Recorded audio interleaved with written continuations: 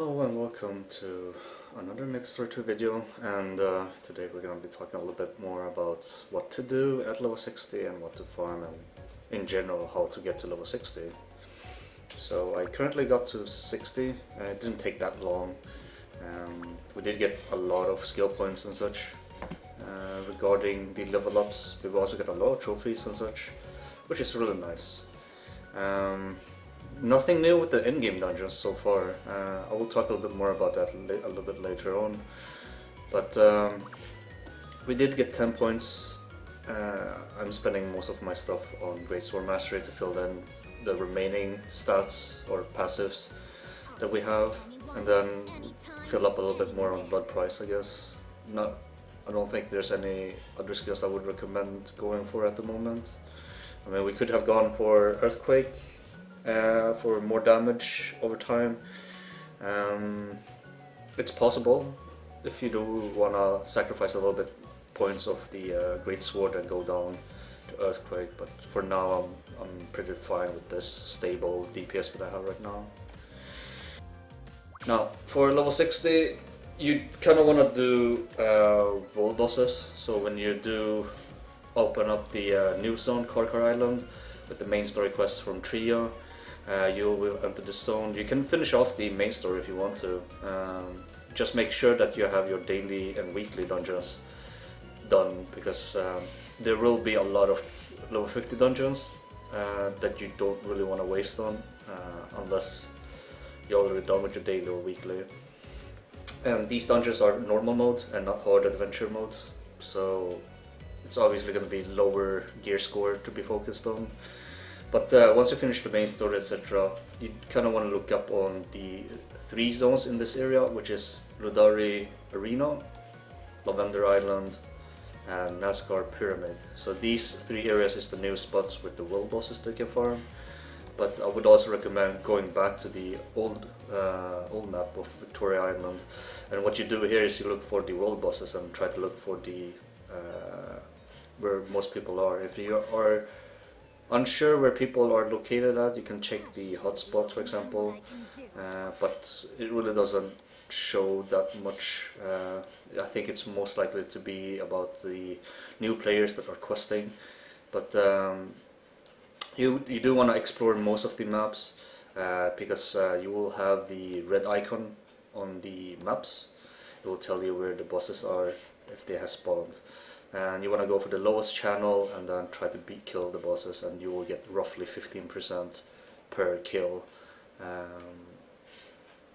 And I would not recommend you to continue attacking the boss. I mean, it does net you some mesos and some potions and other stuff, crystals, because if you're aiming on leveling up fast, you just kill it and then you try to switch channel as fast as possible, because you do want to get into the highly populated channel to kill the bosses faster.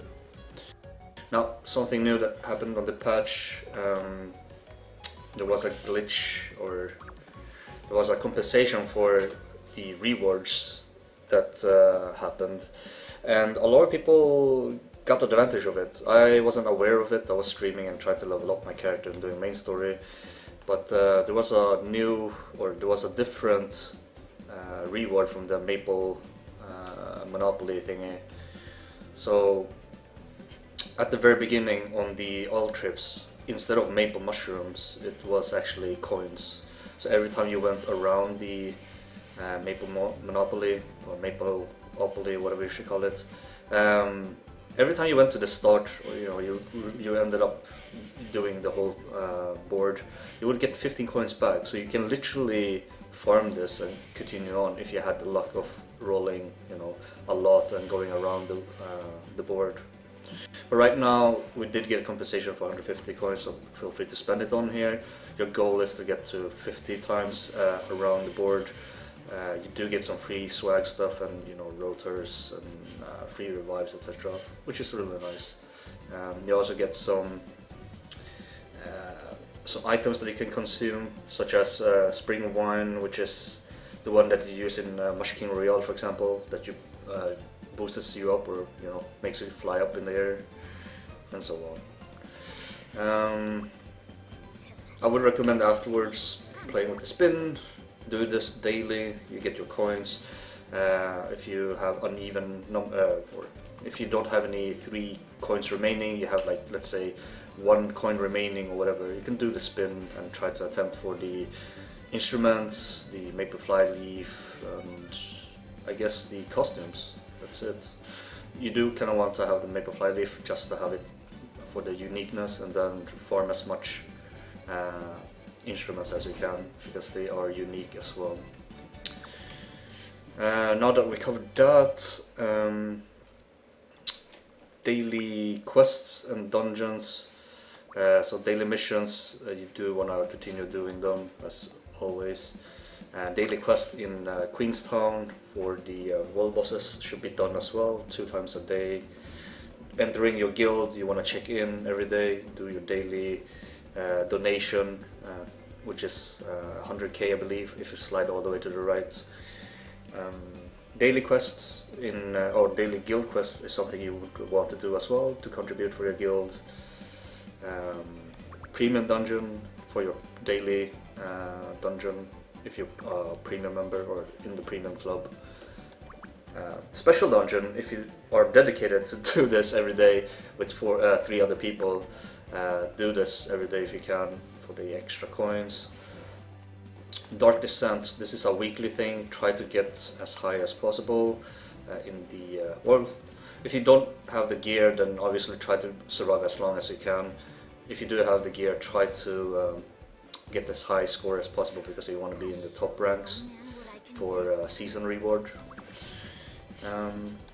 And as last, for the dungeons that's being recommended, which dungeon are you supposed to do? So there's 6 of them now. We had 2 before, so we got 4 more new dungeons. There are some duplicate rewards over here. I mean, there are unique pets, for example, but Fire Dragon and Cabo, aka Labyrinth Halls, they share the same loot. The only difference is Cabo has the belt fragments, and Fire Dragon has the cape fragments over here, including some few extra unique items for Pyros. But otherwise, weapon-wise, you farm for the same one. It really depends on which one you want to do. Lubelisk and Balrog, or aka Lubelisk is literally Magnus, I believe, or Varicant in this version. I don't know if it's the same person, but they look the same to me. You get the horns and the wings, same thing with Balrog. You get horns, wings, but you also get earrings. They share the same weapon. This is obviously if you want to farm the weapon for upcoming raids, such as Chaotic Moonlight, then you farm Lubelisk or Temple of Immortal. As for Fire Dragon and for Labyrinth Halls, you farm this for Chaos Davarak or Chaotic Shadow Altar. So the new dungeons for the new with the new weapons, you get this weapon called MSL Onyx Greatsword. Also a pretty good weapon, gives you a longer duration, but you also get slightly lower increase of damage, but it quadruples in Chaotic Lubelisk. So if you're familiar with the boss over here, Lubelisk, there's gonna be a Chaos version, so farming Rune Temple or beyond Link is gonna be helpful for you to clear Chaos version of Lubelisk.